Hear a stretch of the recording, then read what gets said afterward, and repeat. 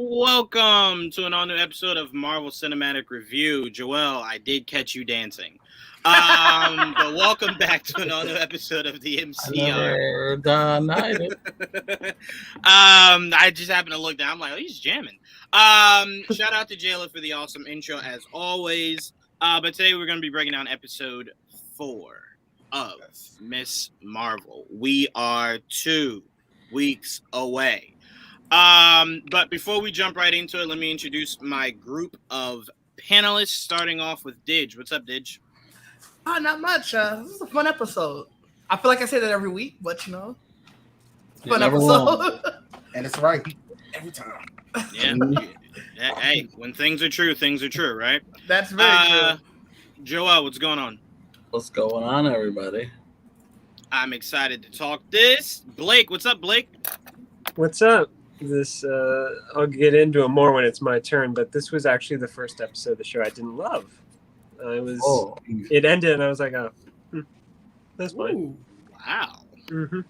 Wow. A lot of people liked it too, so I went in like, oh, this should be a good one. Everyone was hyping it up, and then I was like, it's okay. All right, well, we'll definitely dive into that. Best in believe. I have a specific reason why too. So okay, best in believe. And Trayvon, you are not allowed to try to attack Blake. Okay, not allowed. All right. I know how you get about your Miss Marvel. Relax, Trayvon. No, but all jokes aside, what's up, Trayvon? Everybody. I enjoyed this episode. I thought it was fun. I literally rewatched it right before this.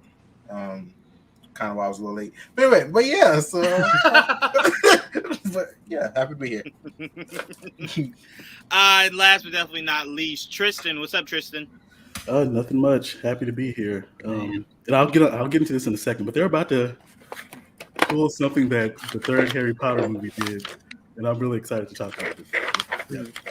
All right, so let's jump right into this. I thought this was a really beautiful episode. I believe this episode of Miss Marvel did what Black Panther did, which is there's usually narratives in other countries, right? That other countries don't look as good as the United States, right? Mm-hmm. So it's always really good when you see other places look just as fruitful as the United States does, right? Where it's not like, oh, it's not war or just animals walking around. Like, it's beautiful. And it doesn't have the yellowish tone. Right. Yeah. I'm like, it's always really good to see that because you kind of get the essence of the rest of the world has to look just as beautiful, right? Like, it has to be a myth that when America really got going, we were just like, all right, we got all the good shit. The rest of the world looks horrible, right? So it's always good to see things like Africa, beautiful. Things like Pakistan, beautiful, right? So I really like that they explored that a lot. I kind of thought if there was anything that really bothered me in this episode, there's 2 things. Really thought the cousins were unnecessary. It was just like we saw them once or maybe twice, and then it was gone. Mm-hmm. Like I don't know why that irritated me, but it did. But my biggest issue was the Department of Damage Control. I believe has gotten too much power. Secondly, did anyone else kind of feel like an entire faculty that's built to keep prisoners in, they walked out of that fucking thing like the front door was into open road. Like, as soon as you got out the front door, it was just like, I'm free. Mm-hmm. They showed the wide shot as they were panning into the prison, and it looks huge. They just fucking walked out. Like, it was that was nothing. Weird. Like, I will give you that. That was pretty weird. Yeah. Like, not only did they do that, they arrived literally, it seems like an hour. An hour forward. You're just like, y'all just travel fast as shit. Sure did. Right? Sure like, did. god damn. Yeah. And the last thing before I pass it to you to start, Blake, is if the clandestines are going to be something going forward in Miss Marvel, whether it's a season 2 or whatever the case may be, I need them to pick a lane. You either are super strong or you just fight really well and need weapons. To me, it's the conversation, Joel, me and you always have. when people are like, I don't understand why Wonder Woman doesn't have a sword and shield all the time. Well, she's fighting humans, so it's a little redundant, right? She could literally punch you in your face and it would do the same thing, right? So I look at them and I'm like, well, if they're super fucking strong, what are the weapons for? Like, doesn't that kind of seem a little bit like overkill? Mm-hmm. You could throw somebody through a wall. I don't really need a knife at that point, right? It's my arms are my weapon. So I definitely need them to figure that out. And I'm going to pass this question to you, Blake, as you give me your thoughts on this episode. Am I wild for feeling like the clandestines maybe aren't the true villain? Like something else will emerge from maybe what's happening? Because if they're the true villain, it feels kind of flat. Yeah. How do you think? I'm really hoping that's the case, and that was the perfect transition because that was actually my problem with the episode and just the show as a whole. I'm loving Kamala and her story and her background and where everything for her is headed. Like, despite the power change, I'm with it. And I like what they're doing with it because, I have to. Like, that's what I have to roll with. The only thing bringing me down with the show is the villains. I think it's my one problem with Falcon the Winter Soldier is the villains. That should have been Zemo, and Flag Smashers were the weakest link of that show. Right. Same with Miss Marvel. I'm really enjoying the central character, but the antagonists they're going up against, it's just I don't care when they're throwing down basically. And I want to believe there is a bigger threat, not kind of in the sense like, oh, who's the big bad that's going to get revealed in the finale, as we've kind of grown accustomed to. Mm-hmm. I hope it's more so, I don't want to say set up for season 2, but just like there is something we're afraid of, which is why we're so provoked into wanting what we want when it comes to the what was it in that scene? They said it was the exposition for what the villains are trying to do when it comes to the General Zod Man Steel thing. Yeah, essentially it's an incursion, which for anyone that watches Superman and Lois, it's funny that the theme of this episode is the idea of blending two things together, and we just watch Superman try to do this with two different places, and then Miss Marvel they're trying to do this. Yeah. So I thought that was funny, but it seems like because when he was describing it to Kamala, he essentially was describing what an incursion is. Yeah. But that doesn't make any sense because you can't merge a realm with an actual Earth. Mm-hmm. It has to be like, or maybe they change it. Override it. I was gonna say it sounded like he was saying that they wasn't like he was saying that if they opened it and it looked like in the whatever that diagram, it overtook it. It was. Don't get me wrong. You two are absolutely right. Like on Superman and Lois, that's what they were doing too. No, you're absolutely right. Listen to what I'm saying. Listen to what I'm saying. I'm saying that's what he was describing sounds like an incursion, but I don't think it is an incursion. I think it might be something else. But he was essentially defining what in the comics an incursion is. It's literally just the blending of two universes. I thought the opposite. I thought that he was describing something else that he just didn't know was an incursion. Oh, I mean, look, we know that Feige plays very fast and loose with terms, names, people, places. So I'm like, he could be playing off of it till we get to the actual incursions. Because like I said, that's a realm that they're from. That's a realm, not another Earth, not another universe. It's just that's right. That's right. You know what I'm saying? That's why I didn't look at it as an incursion, because it's not a different universe. It's a different, it's a different realm altogether. Right. And it might, and it looks like that realm will just leak into our world and poison it and poison it. Right? Yeah, exactly. Got you. Completely got you. Blake. So I mean, like I said, I don't disagree with you, but I will say one thing. It looks like, again, I don't know freaking anything, but what it feels like is the villains in this show feel as though they're taking the same hit that the villains in Falcon and the Winter Soldier did, which was there was a chunk of story missing from the Flag Smashers, right? Because remember when that woman passed away, and that was a big thing for all of them.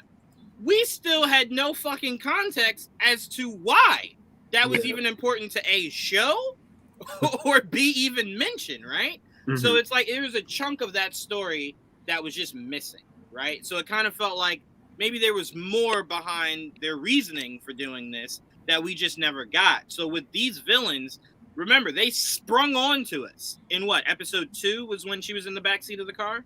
Mm-hmm. So they sprung on to us, and then you kind of spent episode 3 with the wedding, and then you ended it with them, and now you're like, all right, now it's about blending and whatever the case may be. It just seems like because there's only 6 episodes, their narrative is getting very much rushed. Yes. Rushed right along. So that was your issue, Blake? Yeah, my issue, like, I would love to give Falcon Winter Soldier the benefit of the doubt, because I know a lot of their motive, the Flag Smashers, had to do with a virus. Yeah. And I think even just not necessarily being related to COVID in the case of the virus, but a lot of stuff they just didn't have time to finish, I think, in the case of WandaVision. So they had to cut a lot for a lot of different reasons, which I'll give them that. But even then, it's like, if there's something that's not really making sense, I shouldn't have to have them be like, oh, well, we were going to do this. Right. And I also thought Zemo was really marketed as the main villain, which he should have been. I know they're trying to go to like, yeah, they're trying to make him like redeemable anti-hero in a way, which you could still make him the main villain and make him anti-hero-ish by the end of it. So I still wish he was. And in the case of Miss Marvel, we're already 4 episodes in, and even if they had like a stellar villain by the finale, we still win the majority of this show with lackluster antagonists. And I don't fault Loki for that, because they didn't necessarily need a villain for that show. They had their plot. It didn't really require a villain, and even then it was Renslayer. Well, also, remember, Loki kind of worked the same way WandaVision did, to where your true villain is yourself, right? It's overcoming yourself. Yeah. So at that point, you didn't really need to add a whole bunch of extra dressing on top, because that was really it. That was plain cut. You know? Same thing goes for Logan. That was about Logan. Like, his antagonist was his little struggle with himself. And even then, Donald Pierce was an extremely entertaining villain. So they did still have a villain on the side there. Right. But when it comes to Miss Marvel, I mean, it might just be me, because I love villains so much, and they really do make or break projects for me. I just cannot bring myself to care whenever any of these villains. I like to be the one guy that's close with Kamala, that is kind of trying to help her on the side, but I kind of just dissociate him from those villains in general, especially like his mom did in this episode. Yeah, which was really weird, right? Yeah, she got really bad very quickly. I was she just like, did oh, so you're bad quickly. now. She It did. was all fake. She did, but that's not the part that bothered me. The part that bothered me was how much the rest of them cared about him. And then when she was just like, all right, fucking drop him, leave his ass. They were just like, oh, well, all right, man, see you later. Like, oh, what? Like 3 seconds ago, you were like, oh my God, is he okay? He's And going to then it was save just like, them. well, So. fuck it. Say it again. He's going to save them. No, but that's what I'm saying. That's what was a little confused. Because again, let me be very clear. All of them are expendable to her. So I think they need to realize that. No. She wasn't my issue. And again, my issue wasn't that they dropped him and followed her lead. That's not my issue. My issue was they had no emotion in doing that, when just showing emotion 5 seconds ago when they thought he was dead. That was just like, all right, you guys are kind of like, it's really difficult here. They got to get out. I mean, ain't no time to talk. I mean, okay, drop him. All right, bye. Like, I mean, what we going to do? They didn't even drop him. The man was on his feet, and they were just like, hey, you good? I mean, they were carrying him. They picked him up. They were carrying him, so they did care about him. They just leave him until she said it. I think you're feeding into my point. That's what I'm saying. That's why when they did drop him, it was just like, all right, man. There's just like, oh, damn, okay. She said, nope. All right, well. Like, all right, fuck it. No, but again, I am with you, Blake. I'm very much villain driven, usually. 9 times out of 10. I'm very much if the villain's not good, there's only but so much that hero can do to carry that shit before I'm just like, all right, well, you know what I'm saying? But this show for me, where I think this show is kind of bridging differently than how I felt about some of these other shows, is that the story itself is so gripping, because I don't know what the fuck they're doing. I have no concept, because none of this is comic related.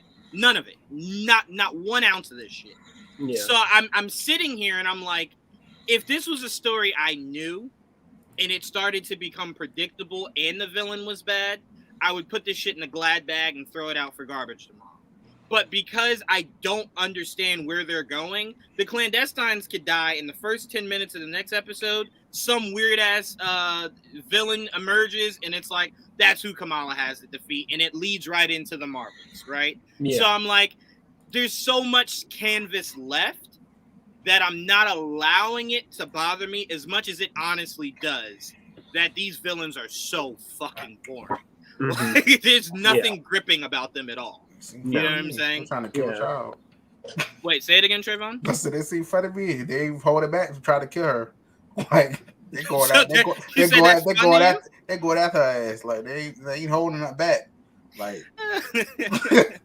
shit. I do want to ask you, Tristan, because we did have this conversation before that you were saying it's not always about the villain necessarily being bad. It's about developing the story, and sometimes it's more interesting that there's a bit more to the villain than just like, I'm gonna just blow up the earth because I want to, right? So, like, how are you feeling about the clandestines, and how did you feel about this episode 4? Yeah, I want to believe that there is a bigger villain out there because I'm not impressed with them. I do think at their core they're just people who want to get home. Mm-hmm. Like I said, I do find that more interesting than, oh, I'm bad just for the sake of being bad. Like, I want the bang or whatever.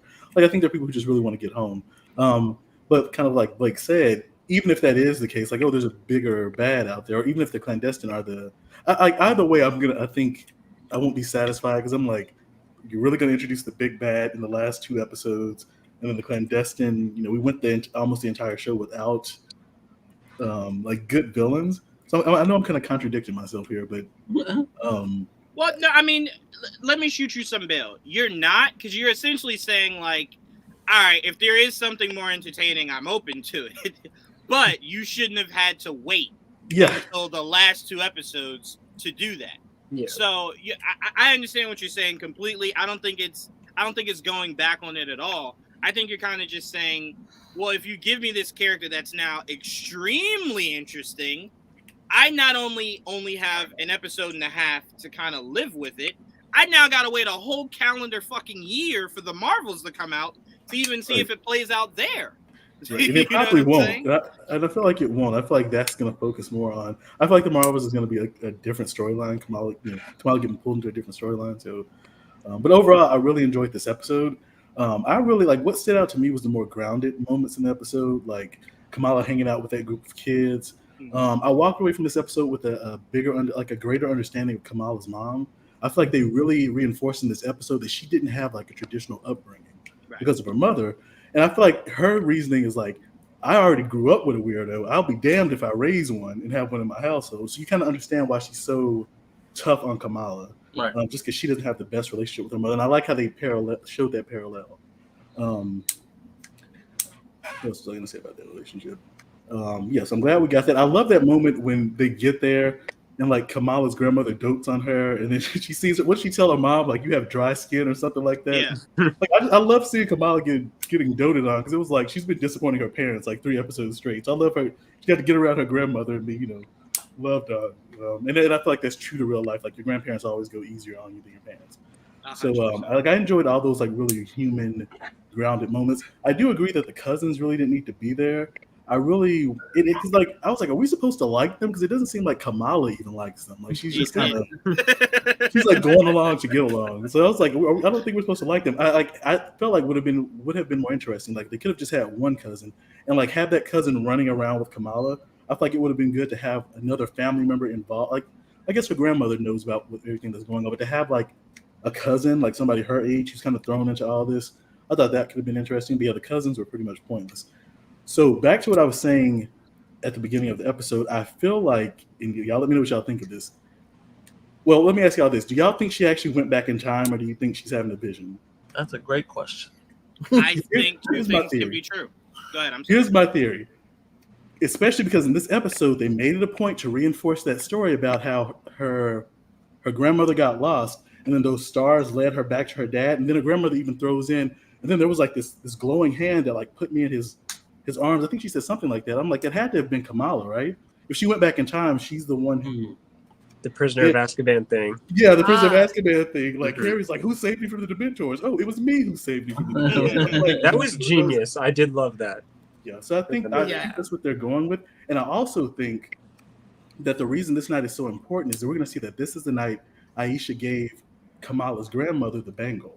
So we're also going to see what happened to Aisha this night and how she died. And we're going to see that bangle be passed on to the grandmother so that she can eventually send it to Kamala. Mm-hmm. So that's my prediction for the next episode, that Kamala's going to be the one who reunites her grandmother with her grandfather or her great-grandfather. Yeah. That's very interesting. I took it more so as her great-grandmother is going to be her eternal guide, right? To where they kind of have a moment to where maybe talking to her is how she slowly starts to better understand the bangle, right? So I took it as that, but fuck it. If they do a Prisoner of Azkaban, and she can still, and that can still happen. Her grandmother, her great grandmother of the past, could still say, "Oh, you're one of my descendants," and like still clue her in. I feel like all that could still happen within that episode. But I do feel like there's obviously something important about this night. I feel like it has. We're gonna find out more about what happened to Aisha on that night. I do also think the reason why the showrunners are making this important is because this is one of the most important historical moments, like, in the world. This was one of those massively historical moments. And, I think they're like, we don't usually get a chance to tell our stories, right? So it's like, now that we have a platform, let's bring some awareness to some of this shit that happened to us, right? And obviously it has a narrative fit too. But yeah, I don't really know, but I love it. I really love it, because now my question is, did the bangle get activated, destroyed? Like, what? She stabbed the fuck out of it, and it caused this, right? So it's like, does that have any effect going forward? I'm just really confused what this bangle is, let alone where it comes from and what it's going to be able to do next. Mm-hmm. Because one thing I believe this bangle does, as I pass it to you, Didge, curious your thoughts here. I said this before, this bangle to me kind of works the same way the scarab does with Jaime. It seems as though it reacts for her. So like when she was falling, it didn't really seem like she had time to do it herself. Right. It was kind of like the bangle did it for her, right? Like it was just like, oh shit, like, you know what I'm saying? So it's just very confusing what this fucking thing is, and that's why I said to you, Blake, I'm leaving this canvas blank. Yeah. With the things that bothers me, because the lack of presence of a villain is completely muffled by my question marks on what the fuck am I looking at? Like, what is all of this shit, right? Mm-hmm. So, Didge, walk me through your thoughts on that, and then your thoughts on this episode. I think you're right. Because it seemed, and at first I thought it was basically her training, or I guess whatever you want to call that, with the group. What are the red daggers, yeah. But it's like, obviously she didn't have enough time for that. But I guess it feels like they gave her some type of more understanding on who she is and what it does.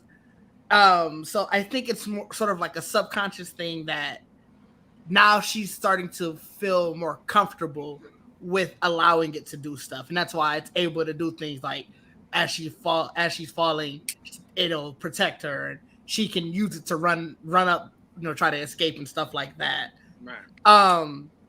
Overall, though, the episode, I had fun with it, and I think it's sort of because of the way I'm looking at the series. I'm just along for the ride. Mm-hmm. I don't really know too much of what's going on.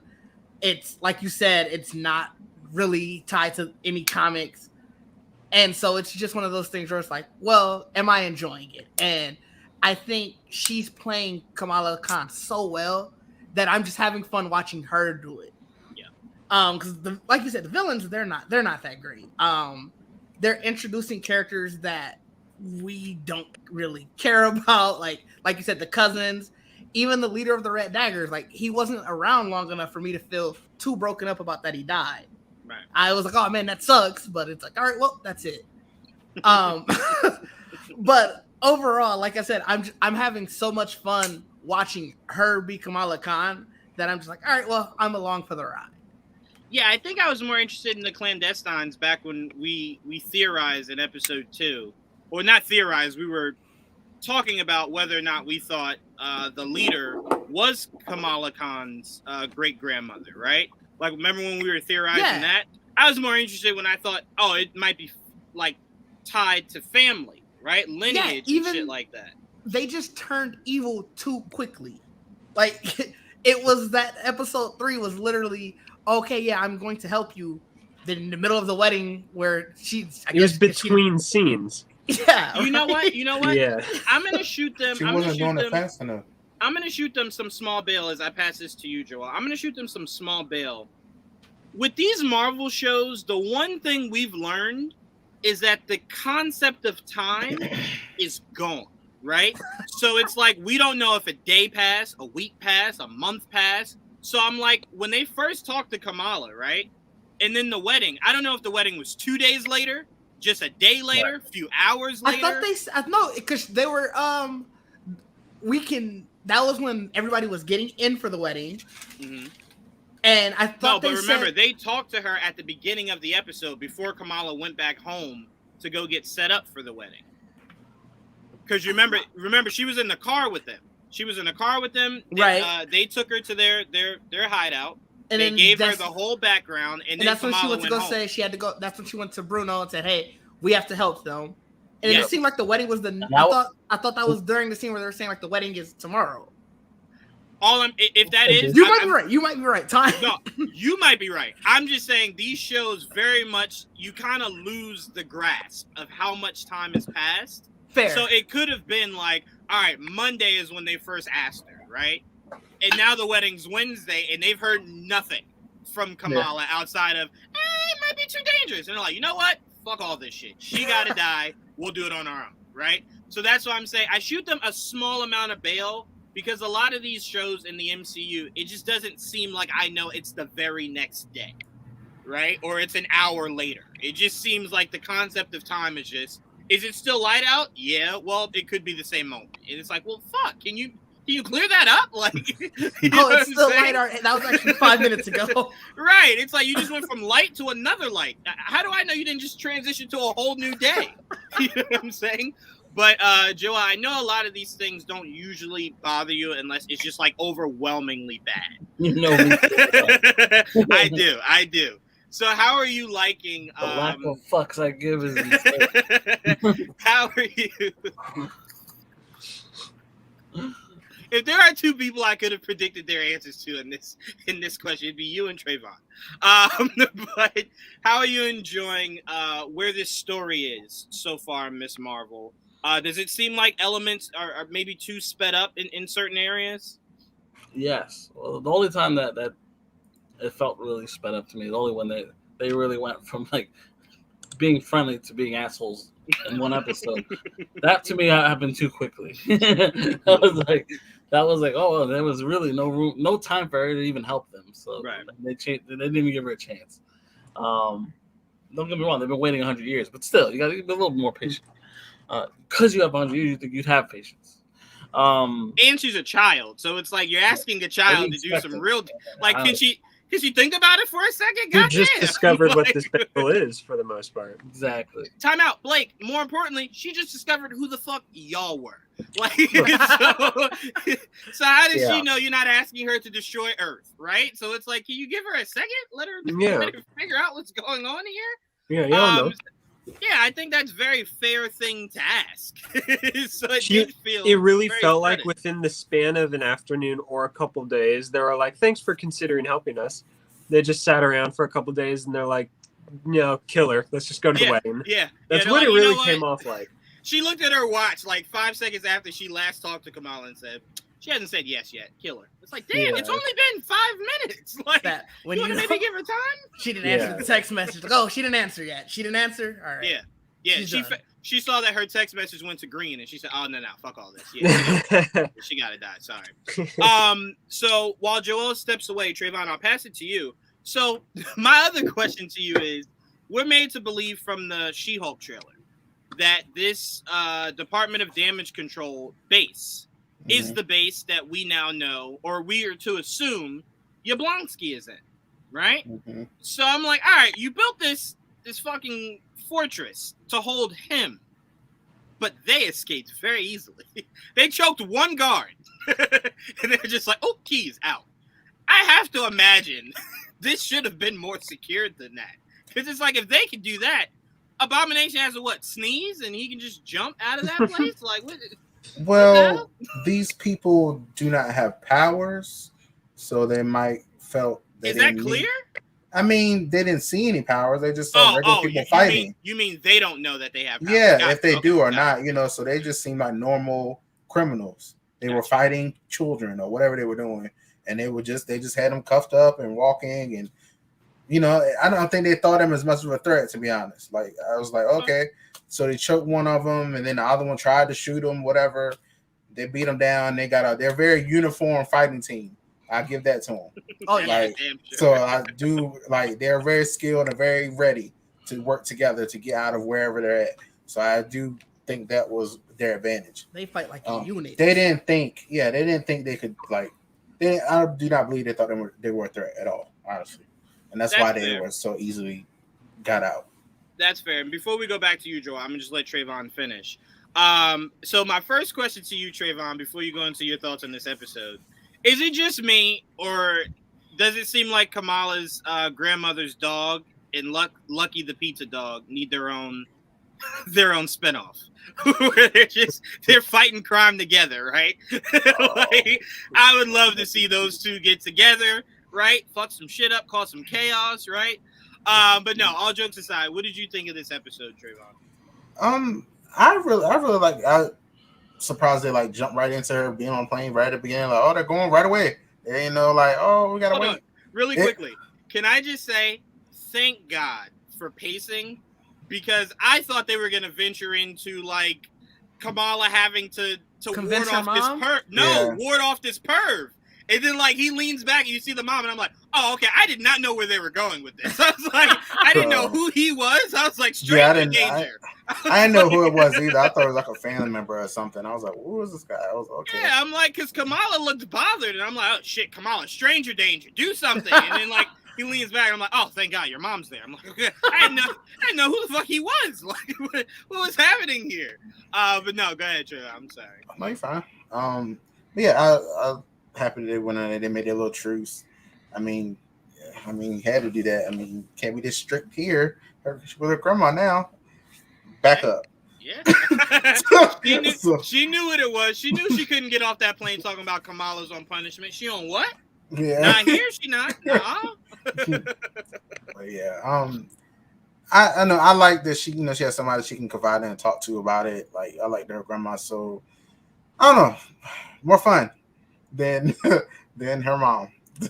I get why though. Her mom apparently hates. That's why she doesn't like the superhero stuff. That solidified me why she doesn't like Kamala being in her fantasy world or whatever, liking superheroes. Although they are real, it's not a story. That's all. No, I think she's speaking more so to. She knows the extent of how dangerous it can be to mentally live in a fantasy. Because again, I believe this episode was to show us, as to what Tristan was saying, this episode was to show us her mother has never seen the train, the Null universe. She's never seen any of that shit. So when she hears about it, she's like, you're talking crazy. This shit's, it's not real, right? Yeah. So that lets us know she's never had the Bengal. Because all this it just sounds like mumbo jumbo to her. I mean, I feel like maybe back then you were embarrassed and stuff, but the world you living in right now on this show, people got snapped away, dusted. Trayvon, there's a lot of things that have happened. I'm gonna tell that you right need now. To readjust your what's possible. I'm gonna tell you right now. If Superman landed on Earth tomorrow, and then you told me, I would be terrified. No, and then you told me, that there are Kryptonians in your bloodline.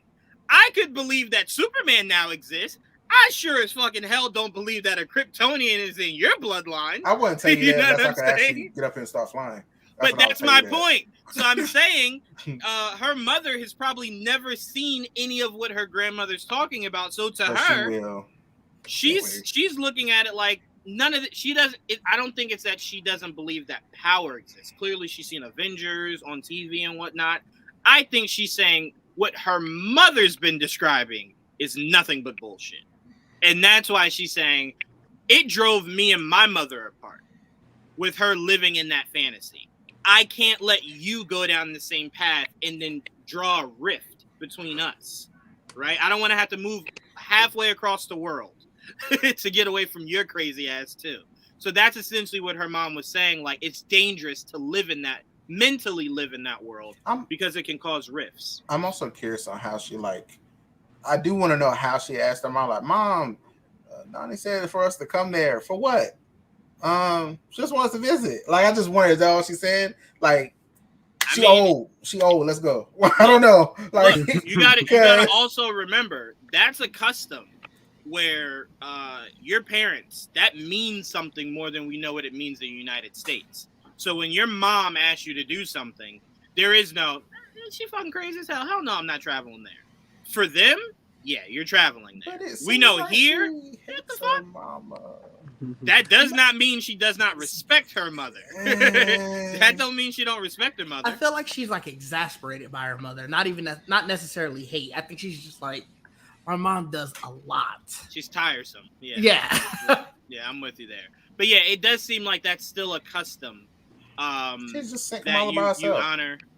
Well, no, because she said she didn't ask for just. I know she said both, but but she didn't clarify when she said both of y'all come. She didn't say like your mom and you. She just said both of y'all. So I didn't. I thought she did say. I didn't know she said. I didn't think she said. Who. Even if she did say both of y'all, I think Kamala understood. Like, yeah, she didn't mean my brother, my dad. she clearly meant she wants to see her daughter and her granddaughter. Because we can assume Nani doesn't have that big of a relationship with Kamala's dad. So that's out of it. But I think it's a lineage thing. I think that was her Nani's way of saying, maybe I can reconnect with my daughter.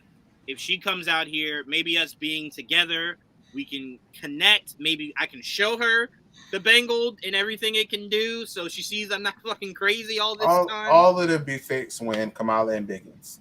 When she does that in front of her mama, and then her mom be like, "Oh shit, everything was real." That's right, mom. Shut up. Everything's real. So believe your mom, and that's it. Like, so that's when everything will change for her mom. And mom's like, "Oh my god, it's real." Yes, it is. All right, let's move on. You gotta let go of of the beef you have with Kamala's mom. I mean, she cool. She cool. She here.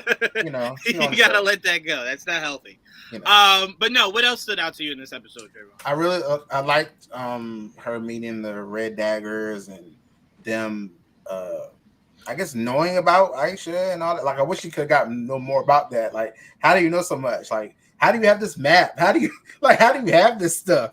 Like, it's just it was interesting to, like, now that guy's gone, I was like, is there somebody else that can teach me this stuff? Like, what's going on? Like, is just y'all two? Yeah, that's how it's like. Where the other people at? Like, y'all talking about the Red Daggers? Like, where? I see daggers. I see two. They might be all over the world. They might be all over the world. They might be stationed everywhere. You know? And I did think it was really funny how they showed up. I was like, they are all the way in Pakistan. Like, how are y'all here? Y'all just got out of this prison that I'm assuming is in New York. Yeah, I assume. I assume they can track that red eye. No, I'm not talking about tracking. I'm sure you can sense it or whatever. But how'd you get here? Yeah, fast. That was funny. I was like, what? Those things where you just go, you want me to suspend my belief, right? Okay. Yeah. Okay. I did like seeing her, like, you know, her, not just her fists but her legs too and stuff like that. Was cool to see it starting to affect everywhere else. Then when she got covered all the way, I said, okay, just one more step, bigger, just make it so huge. That'd be cool. Yeah, I'm anticipating seeing that. There was one theory I saw online about these rings, that bangle, how it gets so big, how it looks very similar to the Shang-Chi rings. And I'm starting to wonder, like, was that a bangle that got broken or something? Like, something. I wonder what happened with that. I'm also curious. Because it looks very similar. I'm looking at the picture right now. It looks very similar. Yeah, I don't know. I'm just can't wait to see what's going on with the show. I'm just, like I said, on for the ride. This is fun. I'm having a good time. The villains, look, they ain't holding back trying to beat this child up. I don't know. I'm sorry. Did you say they're holding back? They're not holding back trying to beat this child up. I was about to say, yeah, no, they're not holding back. So I don't know. I have no problem with them really yeah, that's pretty much it. And I'm waiting for the. We got 2 left, and I'm waiting for the post-credit scene on the last one, and Captain Marvel going to be in it. Okay, that's it. Yeah, that's all we got. That's a lot of pressure. I think it's built in. Would you be okay? Would you be okay if it's Monica? Why? Because maybe Monica No. takes her to Carol Danvers. No, Monica hates Carol, so It could be an expansion on the WandaVision end credit scene. A Skrull went to see Monica, explain the situation. Monica could go see Kamala, explain the situation. And again, Trayvon, I keep trying to explain to you. What did I just tell you? We have no concept of time. I don't know how far Westview was from where we are now with Miss Marvel. I don't know. It could be a month, 2 months. Maybe that's enough time for Carol Danvers and Monica to... Shit, even worse. So I'm like, that's plenty enough time for Monica to rectify things with Carol Danvers. Oh, and I do think the Bangle's going to get broken. I think she's going to get her regular powers. They keep attacking this damn Bangle. It's going to break. It might. They keep trying her. The showrunners did say that it's essentially, I'm paraphrasing here, but they were saying it's essentially a cocoon that she's in with this Bangle and what it does. And she's going to break free from it. So again, it'll be very interesting to see what she breaks free from, because if she breaks free and has the actual embiggening powers, and then 5 years from now you do the Terrigen Mist, that's going to be a really confusing time to live in. And one more thing I wanted to say, I was also really surprised when she didn't have it on at the beginning of the episode. I was like, oh, she can take it off. I didn't know. Like, I just thought once she put it on, she can't get it off. But she had it off for the longest time. I was like, why don't you try? She didn't have it on in the beginning. Her arm was clear. No, you're right. They made sure they showed us. You're right. I just took it more so as she didn't want to take it off. Like it was something. I'm just wondering because she always have on her. I want to know if she ever tried without it on. It's almost like one she's like just only tries when she has it on. Because I wonder if it's still maybe it just unlocked her. Maybe she doesn't need it. I see what you're saying anymore. I want to know. Like, I see what you're saying. I want her to get attacked with it without it Bangle, on. it's light. Well, without the Bangle, it's just her. That'd be interesting. That would be interesting. And again, like I said, when we get to those Inhumans, those pesky Inhumans, I will be sitting there like, well, she already has her powers. So, like, she's just no Inhuman. She's not an Inhuman. Like, you're going to have to explain what she is then. Because you're not going to tell me she's a djinn. She has she can stretch and shit, and she's just a djinn. That will not stick with me. So, that'll be a very interesting explanation as we go further. No, I mean, in case they don't answer it necessarily here, it's a elongated story that they want to explain. Lots of answers. But no, 2 things definitely stood out to me that we didn't mention as I pass it back to you, Joel. Nani look like she got some money. Man, Nani look like she got some money, right? Kamala ain't broke. You saw what she was spending on that stuff out there. Hell yeah.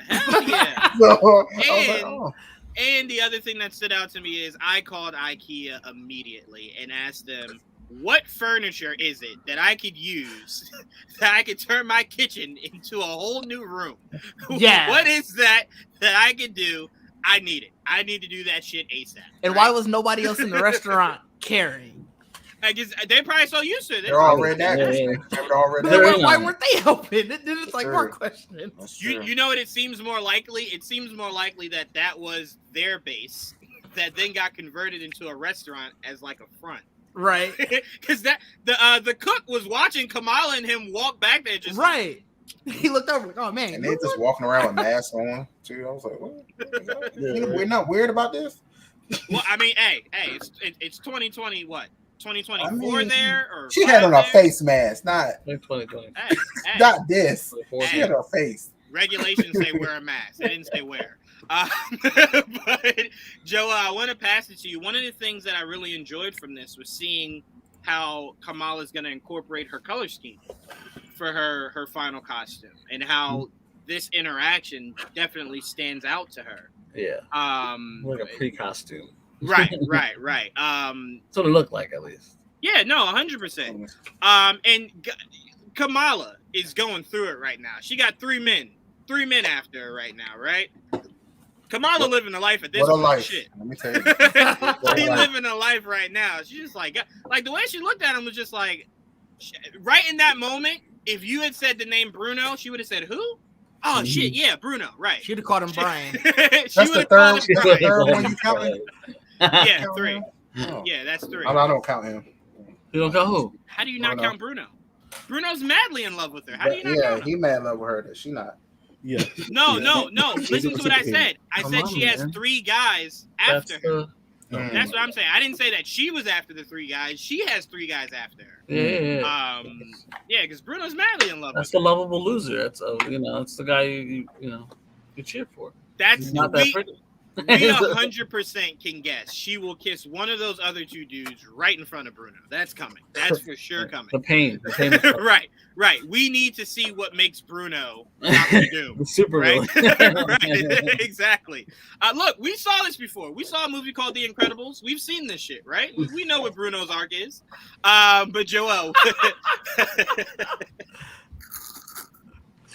what did you? I'm just picturing Bruno as that kid in The Incredibles now.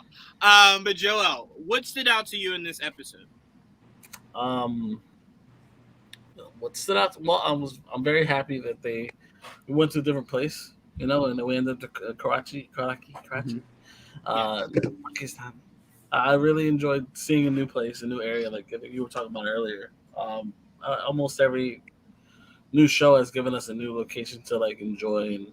Like and then Moon Knight, we got Egypt and like a different look of Egypt like that I've never seen. And then in this, you get Karachi, and then like that looks beautiful and like a different culture, and they're normal people. You just gotta realize they're not whatever you think they are. They're just people living life. Right? That's it. That's all it is, and they're just like you. That's why to me the cousins, as unnecessary as they were, it's kind of realistic in the fact that you'd have people more relatable to you. People you haven't seen in forever. Family comes and picks you up at the airport. It happens all the time. Mm-hmm. You're not from there. Your cousins are going to want to take you around. I've been in that environment before. Like, I'm closer with my cousins than she probably was. But it happens. Like, you go and they take you out and blah, blah, blah. And you enjoy. You take pictures and have fun. But she was on a mission. Like, she has a different. And look, they said, yo, we'll meet up later. And then she said, okay. I'm glad she felt comfortable walking around them streets. Thank God she had the bangle. Right. She just was like, la da da da da da. It's just like, well, attacked by a man with knives. Who I really was looking forward to, because I know Red Dagger from the comic books, and I was looking forward to that character showing up in this show, and he looks awesome. So I really, really enjoyed. He looked very accurate to what I remember. And pretty functional. Now they added to me more layers to him that I know. I don't know much about him. I just know what he looks like, really. So I guess they're almost like an ancient society. Almost, I guess they've been fighting off the clandestine or the jinn for a while now. It's almost like the secret society, which is really cool. They have their own map with a map on top of a map, and then they have some type of sandcastle shit. Like, it's really almost Man of Steel-ish with the whole sand. Yes. Yeah. That was pretty cool. And the way they explained it makes sense with the North dimension and the realm. It's a realm, right? It's almost how they explain how some people say, like, all right, well, the spirit world is right on top of our world, like that. It's like a layer. You know what I mean? If we go like that. So that's kind of how they explain the North dimension. Like, it's a realm on top of ours. Or like on top. Or more specifically, a world in between. A world in between worlds. In between worlds, right. Mm-hmm. So, like, and then they give you an example. Like, this was like almost like a mirror of this and this. And then they're trying to go back. And if they tear in, and we were just talking about earlier, like, it'll poison the rest of the earth, blah, blah, blah. Right. So they're trying to prevent almost the world from being destroyed in that regard, or being poisoned, whatever. Mm-hmm. Or in a version of an incursion, as you were saying. Yes, right, right. Now, that was one of my favorite parts, was definitely seeing the Red Dagger, seeing Karachi, seeing her interaction with her grandmother, because this is really the first time we actually get to meet her grandmother. We get more of a backstory with her mother, and I actually love the whole family dynamic, so it's more an expansion of that, so I enjoyed that. They obviously rolling in dough in some capacity, because they don't just have a house; they have gates. Because look, there were people outside the gates guarding. Yeah, they got money. But not only that, Didge, when Homeboy was trying to pull one on Kamala, she gave him the money. Like, fuck it, I got more here. Yeah, she definitely didn't care. Yeah, she's like, here. Like, okay, Yeah, she's like, here. And it was so crazy because it looked, you know how like when you roll money up and it's like a lot and you kind of roll it up like that? Yeah. It looked like it was a lot more than he was even asking for. And she was like, I fucking got money up the ass. Take it.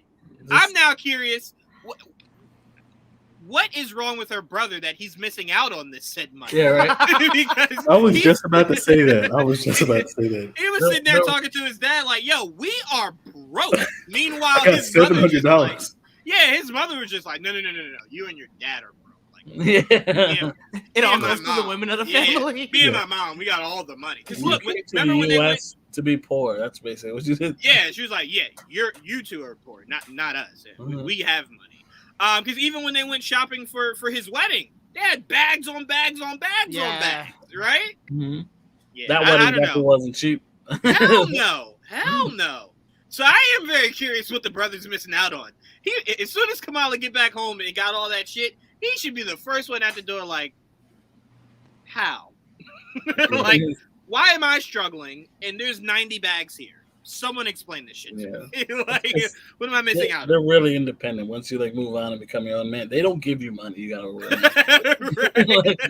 They're gonna hit them No with allowances we anymore. have money. We're rich, not Yeah, you. Yeah. Yeah. That, Yo, this is us. Now you gotta pay rent to live here. You're old enough. I just thought of something. Like, did they address in the previous episode why the grandmother wasn't at the wedding? They did, but Yeah, she said something about her age. Okay. They said that she was too old to be flying by herself, essentially. Okay. Yeah, and they also said they weren't. She wasn't at. They were disconnected. They haven't talked in a while, and she wasn't at. Like, she didn't go to her wedding or whatever. So like, I don't expect her to be at my son's wedding. Right. That's kind of one of those things. Okay, makes sense. That was the only time we would have justified Trayvon's hate for the mother. is in that one moment. Of her just being really snarky about it. Like, she wasn't even at mine, so fuck it. Didn't invite her here. But no, so my question to you is, Joel, do you think the Red Daggers is something we'll see? No. Let me not ask that. Sorry. In what capacity do you think we could see the Red Daggers past Again? This series? I don't know, but I hope more because I really like them. Like in some capacity. I mean, I'm not gonna lie to you. If Feige gets on that stage either next month or sometime later this year and tells me we got a Red Dagger series, I would not be opposed to it. Because it just seems like a whole you know what it really seems like, the way this show makes it? What Assassin's Creed should have aspired to be. So I'm like, if I can get that, fuck it. Yes. It's a society of gin hunters. Yeah, I'm like, I'll take that in a heartbeat. If they explain what they are more, I would like it because we only got a very tiny. That's bit what I'm saying. I'm like, picture if that's like the backdoor pilot to a degree. Right. Well, I would love that. And that has to be more, and that has to be changed a lot because in the comic book I don't remember that being a thing. Because I remember him being a thing, but I think he was just a local vigilante. Yes, right. Exactly. So they're turning it into something else. Like, it's bigger than just that. Right. So like, because I don't think there was I don't remember there being another Red Dagger aside from just Kareem. So yeah, no, he was the only one. Yeah. So like, Waleed is like that's a whole other thing. Maybe you're right. Maybe it's like there's a lineage that dates back to years past, like Assassin's Creed. You know what I mean? Right. That's probably why they killed Waleed so quickly. Yeah, probably. Oh, I mean, we knew he was going to be the main character, like the main focus for that faction going forward. Yeah. So now it's just about, and you got a good name in that kid. I like that kid a lot. So if you're telling me he's getting his own series, I'd be all for that. I'm 100%, but I'm 100% down with that. Now the villains, I agree. They're kind of bland and boring and uninspiring. And if they die tomorrow, I will not be sad. And that's what I think bothers me so much. But to see me, that I'm not a villain person. So for me, they're like cannon fodder. Like I'm more interested in what and who they are than them being. The mystery of everything surrounding them is more interesting than actually them. Mm-hmm. So that's why I've kind of been distracted by that and not really worried about a big bad, because I'm more worried about what they really end up being, or what we end up actually knowing more about that Norse realm and how they connect to the Kree and even the fucking 10 rings. And it's like that has me distracted to the point where they're just in the way. know what I mean? So I forgot about that 10 Rings Easter egg in that last episode. Yeah. That gives more credibility to that, like the 10 rings that Wenwu had and the bangle. that there might be a connection. Right, yeah. That's what I'm saying. It's going to be really interesting to see how they explain what the fuck this bangle is, right? Yeah, in the lineage of it. Yeah. Yeah, and then we know this all leads up to the Marvels, and so that looked like a Kree arm to me. Like so, and is that Kree tech or is it not Kree tech? That's another question. Like we're assuming it is. And who is this person at the temple that told him to go here to find that? And blah, blah, blah. There's a lot of questions we're still not have not been answered yet. Yeah? We're made to believe that we're very close on embarking on a full-out Kree war, right? With Secret Invasion right around the corner. The new Kree Skull War, yeah. Right. So I'm like, if that happens, fucking Kree might come down here and go, oh shit, I was looking for my other bangle. Fucking find this. Like, you know what I'm saying? That's but again, like Joel said. That's my biggest issue, is that the Kree have been around. It's not like they've never been Earth before. No, that's what I was just about to say. Like you were saying, that then becomes like, well, have you been looking for it this whole time? What's her name? Marvel. Yes. How long was she on Earth? You know what I mean? A long time. Yeah. So yeah, there will raise some questions for sure. But again, if we've learned anything, Feige loves to start a season with questions, end the season with questions. So there's a very good chance that we will get to episode 6 and go, he answered the Kamala questions, but not this question. That was the overarching question. With it. Yeah, 100%. 100%.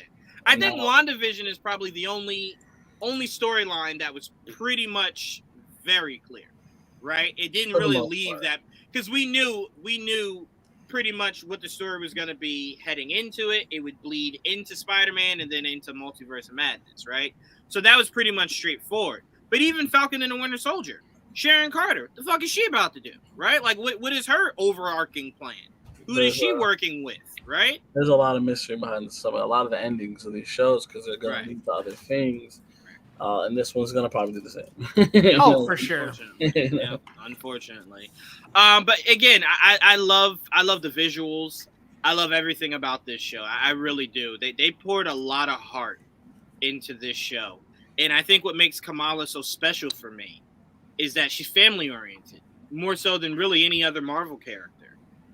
It's all about family. So to me, to me, the family being as interesting as they are is like the cherry on top, right? Because, like, picture if this is all about family, but the family's boring as shit, right? Like, you just can't really vibe with anybody, but everybody is a home run hitter, right?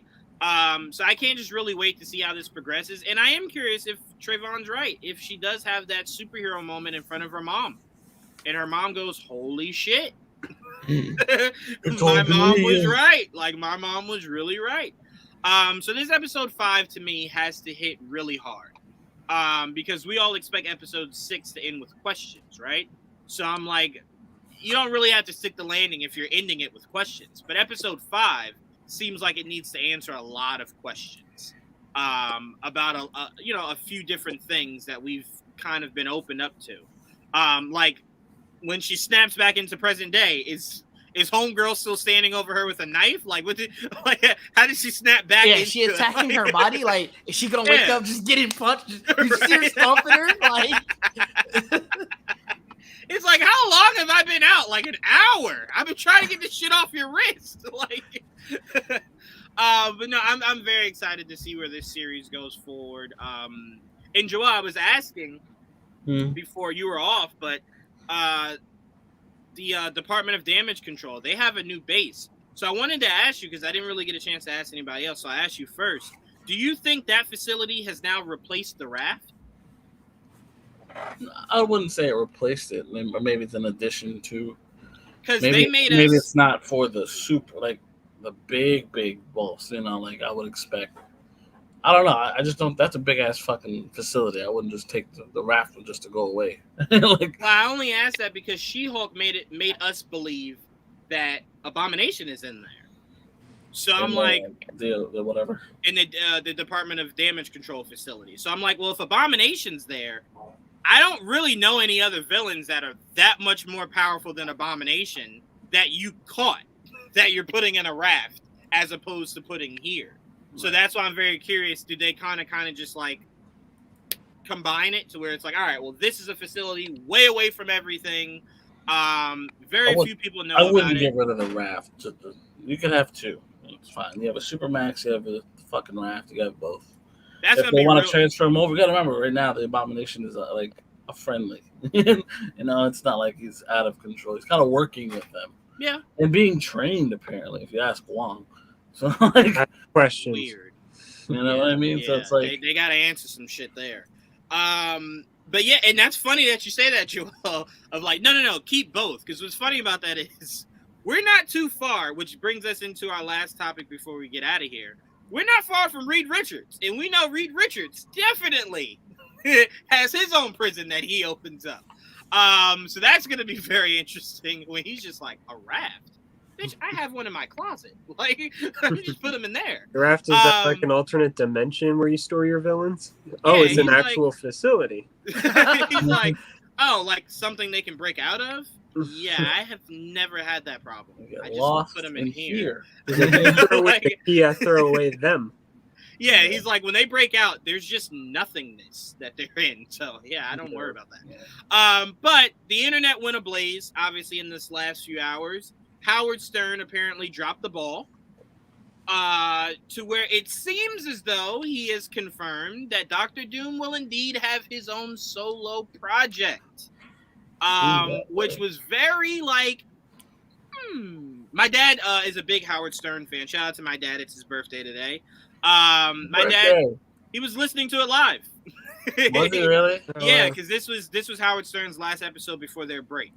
So he always listens to Howard Stern. So he was listening to it live, and he was just like, "Yeah, I didn't really think much of it." And I'm just like, what? We are exploding over here." Like, it was hard because the audio is online, but it's kind of hard to hear. You got to like play it a couple times slowly. I mean, look, I heard somebody's not heard somebody. I saw somebody's thumbnail on YouTube was like, "Yeah, Howard Stern is saying Jon Favreau is doing Dr. Doom." I'm like, I didn't hear Jon Favreau at all.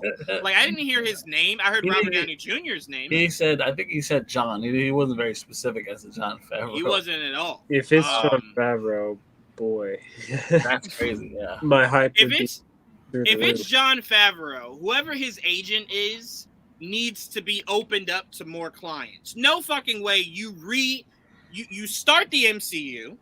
You relaunch Star Wars, and then you go give us Dr. Doom. There's no way he should Jon be able to Favreau, pretty much. And he made the movie Chef. Amazing. That is a good movie. And the show. I didn't hear the. Wait, he made the movie what? Chef. Oh shit, Trayvon! I thought you said Shaft. I was about to say, what the fuck are you talking about? Chef. Okay, I got you. Good show.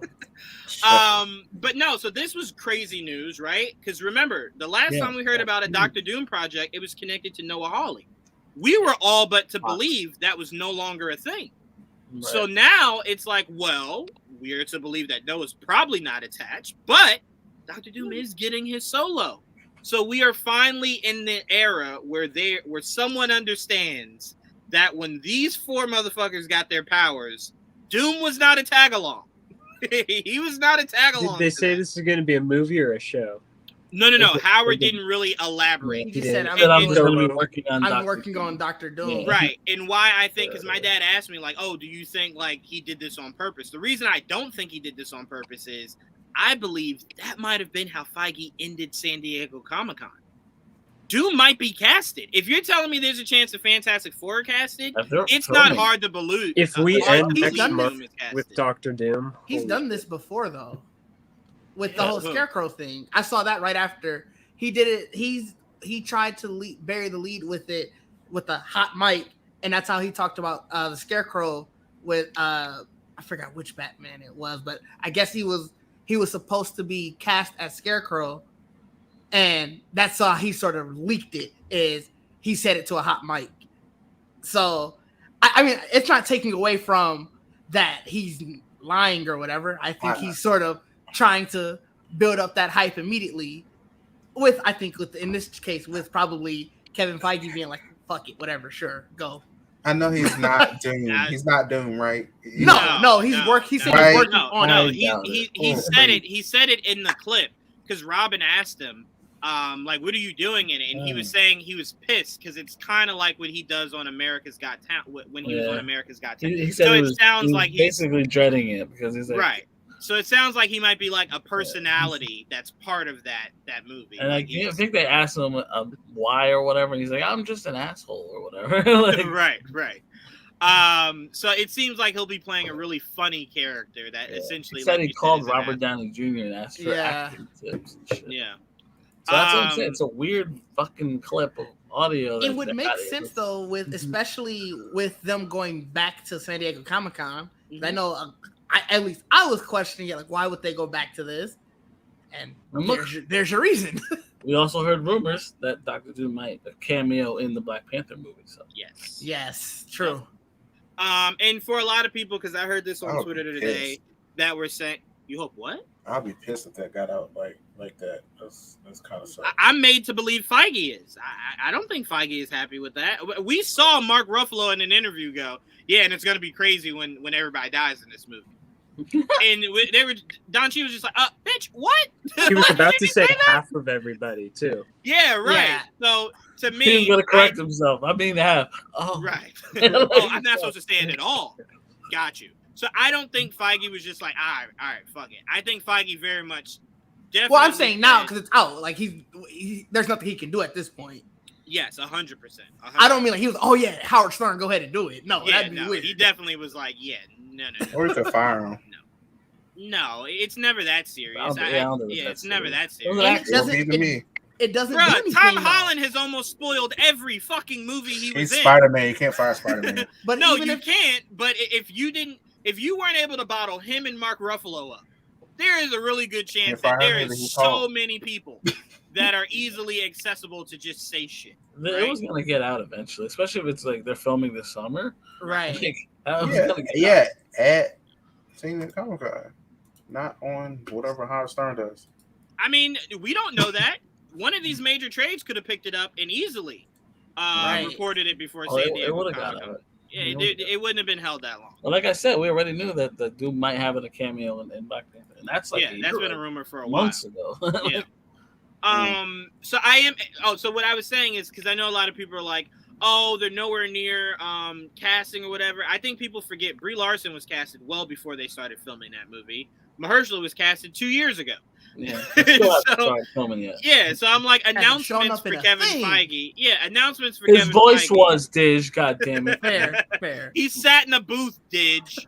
But yeah, announcements for Kevin Feige are more so to break the internet than it is for like, all right, I announced him now. Tomorrow he's filming. No, it's just like, hey, I need to shut tonight down. That's a big casting though. Once that gets announced, you're like, you know, it's gonna be crazy, Joel. What's going to be crazy is trying to catch our breath, right? So, like, Feige goes, all right, and last thing, and then he brings out Reed Richards, brings out the Fantastic Four, and we're trying to catch our breath there. And then he goes, oh, yeah, by the way, and meet our Dr. Doom. And it's just like, Feige, my soul's ascended.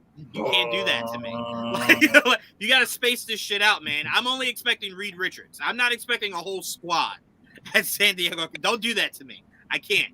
I cannot. Only Loki that was the only villain to get his own show. Yeah, you thought it'd just be him? That's why I said, Joel, Loki needs to go so that people like Doom can live freely, right? It's not Loki clouding things up. But I'm very excited for San Diego Comic-Con and now all the possibilities, right? Black Panther might get a teaser trailer there. I find it very hard to believe it won't if it is still coming out this year. Even regardless if it's not, you definitely have way more than enough done. As far as post production, would we even get the trailer if they showed it there? Hell no, not that week. Not that week. Maybe we'll get one. It'll be ugly. We'll get one. Oh, somebody will leak one. Yes, but Blake's asking, will they release one for us? Yeah, no, not that week. Yeah, no, not that week. Somebody's got to leak it. Oh yeah, you already. Hey, shit. I remember watching the Infinity War trailer leaked, and I was like, "Holy shit!" I'm gonna tell y'all this right now. GVN will be at San Diego Comic-Con, so if need be, Need be. Like, hey, yo, FaceTime me. Point me to the screen. Let me see this. Yeah, let me see everything. When I see a leak like that, I don't even watch it first. I download it first. Oh, let me and that's why I love you. And then I watch and that's exactly why I love you. But yeah, it's gonna be a lot of fun when San Diego Comic-Con comes around and Marvel shuts it down like they have been the last 3-4 times they've done it. The Brie Larson one still shook me to my core. I was just like, fuck, what? Okay, Captain Marvel. Okay. Nothing shook me like Blade. The Blade one, me and Joel literally cried. It was just like, holy shit. We have video evidence. What? Too. We do have video evidence of us freaking out when we saw that. It's on Facebook. I mean, I can try to find it. Find it, Joel. Definitely send it to the group chat because we flipped the fuck out. I was just like, hold on. Okay. That was because like it was just too much to process. Shang-Chi. All right, I gotta wrap my head around that. That was a lot, bro. Like Multiverse of Madness, and then Wanda comes out, and it's like, okay, wait, what? I gotta wrap my head around that.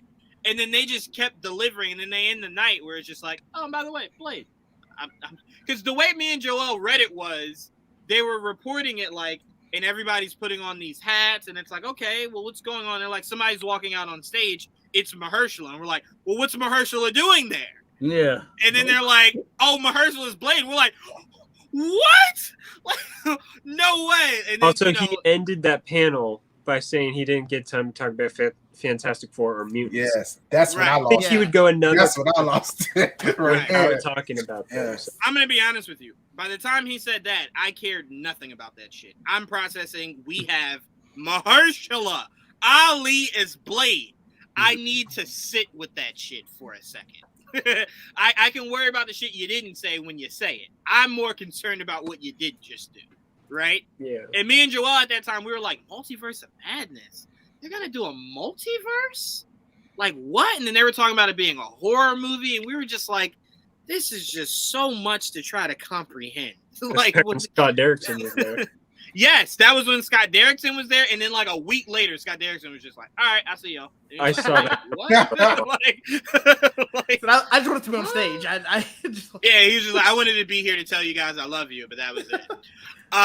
But yeah, so I can't wait. So I asked really quickly before we get out of here, Tristan. I'll start off with you. Is there something that you want to be announced at San Diego Comic-Con from Marvel side? Like, is there something you're looking forward to being announced? You're muted, by the way. Sorry. It could be a character that you know is coming down the pipeline, a movie, a show, something you want to see footage of.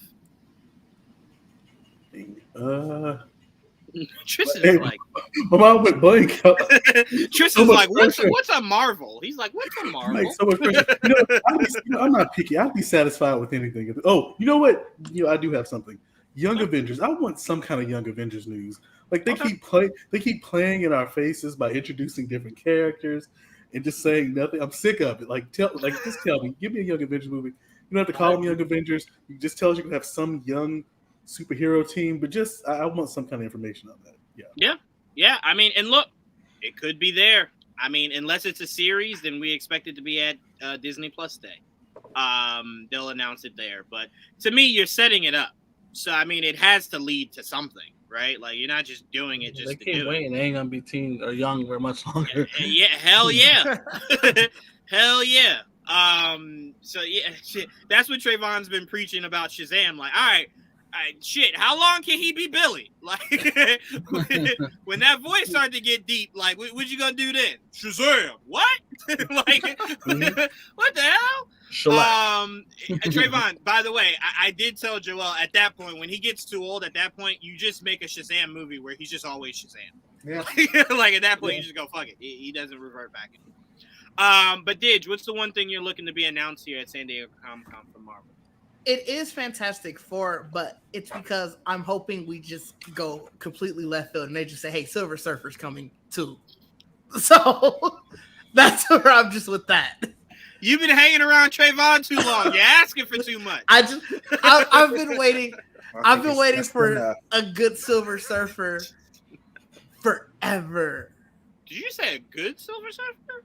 Like live action, I should say. I'm He sorry. was Are good. you Hold hating on. that we have Hold not had a on. good I didn't Silver like that Surfer? movie. I didn't like that movie. No.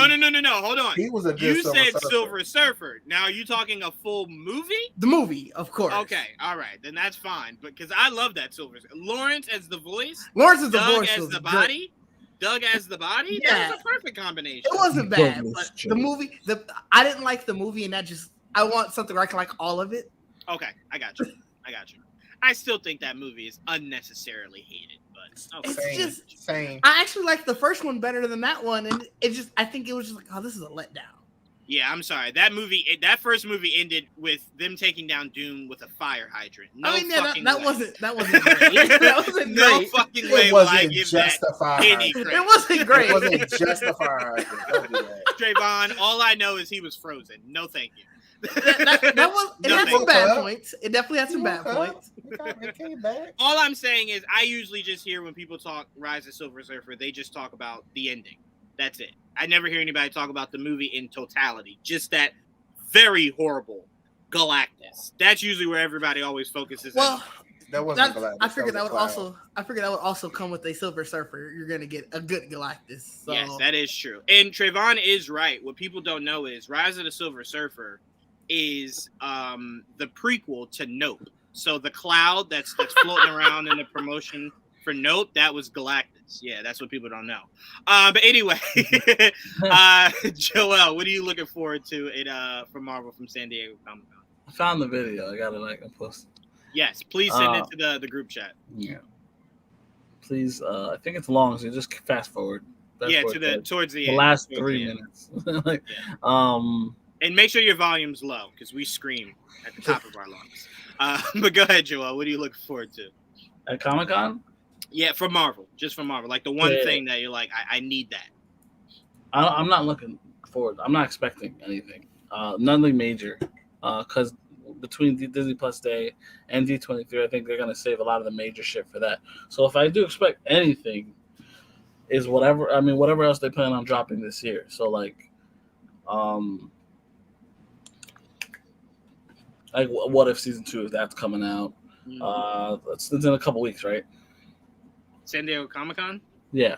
Like 3 or 4 weeks. Yeah, it's like in a month, right? Basically. Yeah. Right. Yeah. So basically, I expect maybe something on Iron Groot, maybe something on She-Hulk, hopefully something on Black Panther, because that's all this. The Halloween special, the Werewolf by Night, and the Christmas special, the Guardians of the Galaxy. So they have enough there for just this year to just talk about this year, and then let's save the future shit for Disney Plus and D23, and I'll be fine with that. So I just want some, I guess, the rest of the schedule for the rest of the year, and some dates would be fine. I mean, aside from the movies, we know the movies, but like in terms of shows and shit. The one thing I will say, Joel, that I kind of feel like Kevin might split the hairs is because people are at San Diego Comic-Con. There are no people at when he does the D23 thing, right? So I'm like, it kind of feels special to give something really big, even if it's just one thing. Say it again, Trayvon. You mean you talking about the Vessels Day? Wait, D23. Has Feige done a D23 before? Yeah. And there's the investor that did the D23 Expo that's right behind it. Right. So I don't know what's going to happen there. Does he at do the event? Does he do the D23 Expo? Has he done that before? I thought so. I thought they did that. Okay. Yeah. Because it only happens every 2 years anyway.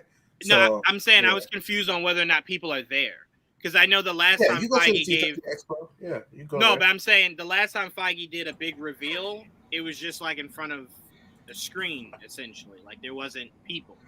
They presented Black Widow, Eternals, and announced Wakanda Forever. Oh, in front of people. Okay. Well, that was it? Yeah, it was. Yeah, it was. The last one was 2019. Yeah, it was in front of people. Am I sending it to the MCR chat? Is that what I'm doing? The MCR chat, yeah. Okay. All right. Trayvon, what are you looking to see? And be reasonable. Like, don't say shit that comes out in 30 years. I have 4 things. God damn! Okay, look. Sorry. Okay. They better all be reasonable. The Marvels moved up to March. I'm just it needs moved up, okay? All I'm saying is, do you understand why I started that with Why be March? reasonable. Very specific. I'm trying to be reasonable because I really want to move up to like January, but I'm trying to be nice and say March. Okay. Why not, Trayvon? Why not put it out next month? Because you got you got to get the little Thor movie out, and the little Thor movie. Supposedly, we're getting Black Panther, which I do not see happening. I think that's getting moved. We can swap dates, to be honest. We can bring Marvel back, and that. Yeah, that's fine. Anyway, so I would not hate that. It's closer to when to me, I like it closer to Miss Marvel if they do attach themselves, but you know. Yeah. Oh no! Don't you dare, Jayla. Yes, why not? Don't you dare, Jayla. Yeah, I just realized in the video you're wearing my fucking hat that I'm wearing right now. Yes. All right, Trayvon, reasonable. Pick one. And it's not let me look now. This is fun for me, okay? Okay, so the second one, John Krasinski confirmed as Reed and/or director. That would be nice. That would be really nice. Fantastic Four actual date. The rest of the cast would be nice too. Well, you know what? Where you could split hairs, Joel, is San Diego Comic-Con. You just do John and say he's the director, and then at D23 bring out everybody and Doom. Yeah, bring out everybody. I like that. Because I'm like, you got to give San Diego Comic-Con something big. You don't have to give them everything, but something. I'm not expecting anything major, so that's why I'll just take what I can get. I'm just because I know the other shit is coming. I'm trying to temper my expectations. If they do, cool. But you know, I get you. I'm only putting the pressure on it, Joel, because I'm like, usually he always looks out for San Diego. Like again, like I said, if it's just one thing, one massive thing, I could see him doing that John Krasinski review. To me, it just feels like he's doing them a favor because like there are times like when D23 is that year, he'll skip it altogether. They don't need San Diego Comic-Con. They don't. It's not a need thing. It's not a need thing. I definitely think a phone call was made. Hopefully they give us something. That'd be cool. So my last one, since we heard about the Doom thing today, I feel like that'll happen more than this thing. But I was like, Keanu Reeves is Silver Surfer. But I'd love that actually. That I'll tell you what, that'd be really weird if Kevin Feige goes, "Hey guys, Fantastic Four coming, 2 years. Here's our Silver Surfer." I would 100% be like, "You've definitely skipped a whole bunch of fucking steps here." They cast everybody else 3 years ahead, so why not? My question would be, you would be announcing it for a Fantastic Four movie. Where the fuck is my Fantastic Four? Start there. Give me that. And leave Silver Surfer for later on this year. But shit, Trayvon, you know what? Beggars can't be choosers. You give me Keanu Reeves as Silver Surfer, I'm eating that shit up. Yes. So, fuck it. Blake, end this out. What are you looking forward to? I need to know where Moon Knight is gonna be next. And if he's gonna be a movie, this is where it would be. So I want to see his stupid name up on that little slate that they divide up by the years, and I'll be happy. I really want to see him on the big screen. So I would kind of low key prefer to see him at Comic-Con. So, gotcha. All right. Well, for me, it's one unrealistic and one very realistic. The unrealistic is what I pitched to Joel today. I want my announcement of Spider-Man and call it the Crimes of Kingpin. That's what I want, and I want it to be about the filth and the grime of the underworld, where we can see Hammerhead, right? We can see characters like that. Spider-Man can get back to being the friendly neighborhood Spider-Man, right? Where he's trying to stop crime. I want that, right? And again, Kingpin could be sprinkled in there. It's more so of an overarching thing, where it's the whole underworld is erupting, right? We could get Sin Eater, some underrated, low-tier, street-level Spider-Man villains. Okay, and this could be the movie where you give us something that I've always wanted to see in live action: Spider-Man and Black Cat versus some motherfuckers. I would love to see them back-to-back fighting some motherfuckers. I would love that. So that's the unrealistic one. Because Joel is right. When they announced No Way Home, the Defenders in there. But yeah, that's it. In the movie? That's okay. Yes. That's too much. Yes, no. Absolutely. My last Spider-Man movie was crowded. We're in the underworld. Why not? Underworld, we don't need all of them in the same movie. No. Maybe Daredevil one. Maybe one. One. A more realistic one would be the one that he was really good friends with. So I'm going to go ahead and say Matt Murdock. The one that showed up in the last movie already. Yeah, I'm going to go. That's more He doesn't realistic. know him now. That's so getting announced at First of Disney all, today. he knows who Spider-Man is. And that's all Yes, he knows Spider-Man, and that's it. Yeah, they should know each other. But my more realistic one, and this is for you, Blake. I want my Ghost Rider announcement. I want my Ghost Rider announcement. That would be good. My Ghost Rider announcement. Norman Reed Sons, bro.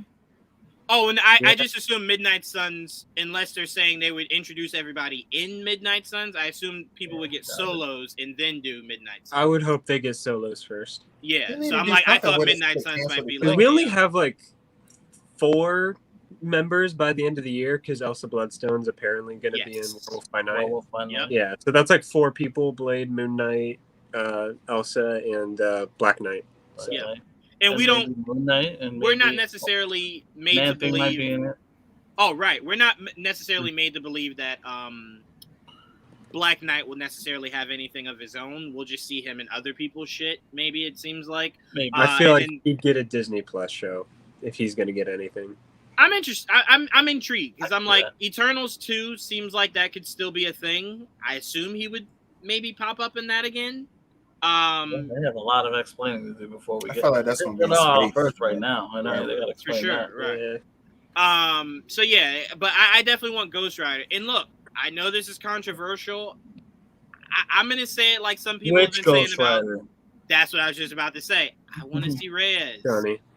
No, no. I'm we sorry. got a good Robbie already. Let the feuds begin. No. Cancel his show. We don't I know they retconned Agents of S.H.I.E.L.D., but I don't care. So, we have a Robbie, and if we were to see Robbie again, it better be. I think, based on just nice. How the Midnight Suns rule out rock back in the 90s, there was always 2 fucking Ghost Riders anyway. So one could be Johnny, one could be Robbie. That's fair. Yeah. But again, I'm speaking to instead of just a Johnny, solo. Just a solo movie or a show, you would have to decide on which one you want to utilize. And to me, if you're telling me I had to pick between the two, it would be the more recent one I just saw. The comics are introducing a new one too. Yeah, she's like I gotta look it up. She's like Native American shit, but they don't call her Ghost Rider. She's like Spirit Rider, some shit like that. I gotta. They could please nobody and do Danny Ketch. Danny Ketch is the one I was talking about. Yeah. Based on what he was to say, that's the one they probably picked, the new one. Yeah. They won't get either one of the ones y'all looking for. Yeah, both sides. It's going to be either Johnny or Robbie. Danny's going to get unfortunately shafted. That's fine. Who knows? They might mix some shit. We saw them mix shit with Iron Fist, and we were just like, wait a minute. He does not do that. You never know. I'm looking at the end of Iron Fist season 2, like, no, Danny doesn't do that. That's a whole nother character, but all right. Okay. I guess we're supposed to just okay. All right. Oh, okay, this new one is the Sorcerer Supreme too. Jesus. The new Ghost Rider, the one you were just talking about. What you will find out in Marvel Comics is there are a lot more Sorcerer Supremes than should be. But I'm just like, this is a completely new character. They just said throw it all at her. Like, did you see the new cover? Because it looks cool. This cover looks pretty cool. I do not know why Wolverine's on the team. Joel, if you have the cover, put it in the MCR group chat so Jayla can bring it up so we can look at it. Right okay. Yeah. And Jayla, I'm serious. Don't you dare put that video up. That's for private eyes, man. I cried in that goddamn thing. People will not see. Oh, this isn't the color. This isn't the color. I'm gonna watch it as soon as we show your emotions. That's the new one. You said what? You said what, Trayvon? Show your emotion. I need the world to think I have none. Well, I'm gonna show you the. I'm gonna put the picture that I was talking about. Joel, is that X-23? Where? In the back behind Wolverine? No, that's Nico Minoru. Oh shit, she looks just like X-23. Oh wow. Damn, I want X-23. The Runaways, you know. Nico. No. Now that you said it, I definitely see the coolest character in the Runaways. Yeah. I don't know if I agree with that. She was the most. Who, Nico? Yeah. Absolutely. Yeah. Trayvon, you're biased. No, I would agree too, though. What? What's happening here? This is the one I was talking about, Joel. That's the one I saw when I searched her.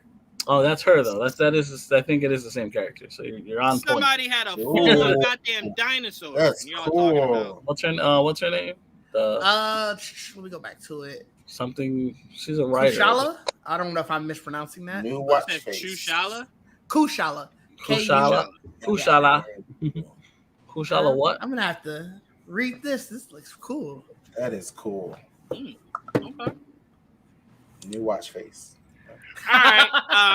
Jayla, do you have the video, Jayla? Do you have the video set up at the right spot? Spirit writer. I was right.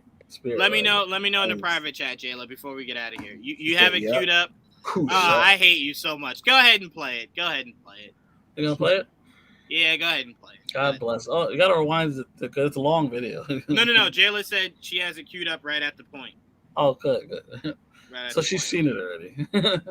Yeah, that's some fast ass browsing you did for that video. That's like that video's over an hour and some change. Oh no, she said she does not.